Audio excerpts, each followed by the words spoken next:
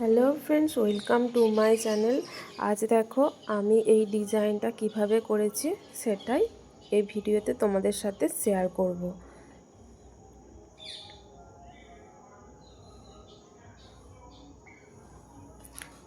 প্রথমে আমি এইভাবে পেন্সিলের সাহায্যে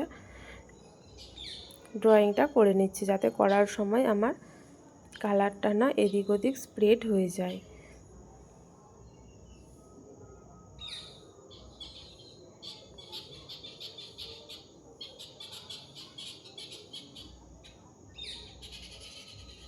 আমি এখানে রেড কালারের একটা ব্লাউজের ওপরে ডিজাইনটা করছি।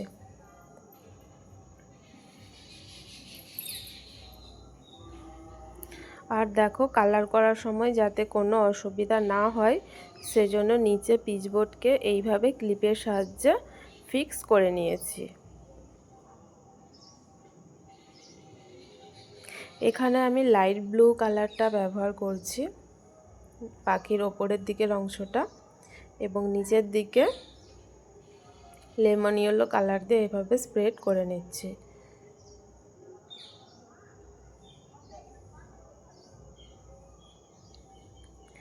আমি এই পুরো ডিজাইনটা করার জন্য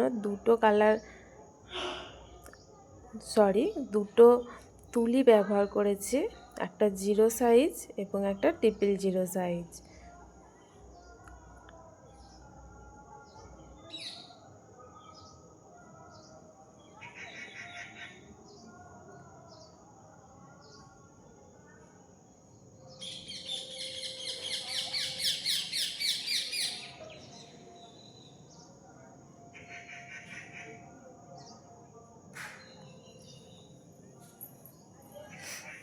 এরপর এইভাবে লাইট গ্রিন কালার দিয়ে কিন্তু পাতাগুলো করে নিচ্ছি।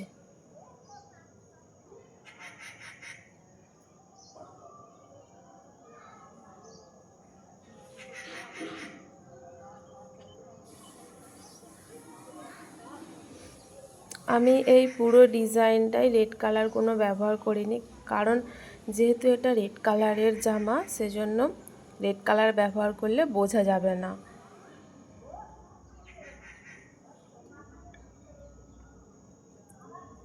এরপর দেখো, এখানে যে ফ্লাওয়ারগুলো এঁকেছি সেটা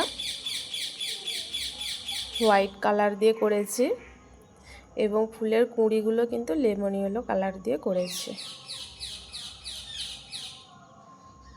এরপর ইয়েলো কালার দিয়ে এইভাবে স্প্রেড করে নিচ্ছি। আমার দেখো পুরো কিন্তু ডিজাইনটা কমপ্লিট। আশা করছি তোমাদের ভিডিওটা ভালো লেগেছে। তো ডিজাইনটা কেমন হয়েছে প্লিজ কমেন্টে জানিও। ভিডিওটা ভালো লাগলে চ্যানেলটা সাবস্ক্রাইব করো। ভিডিওটা দেখার জন্য থ্যাংক ইউ।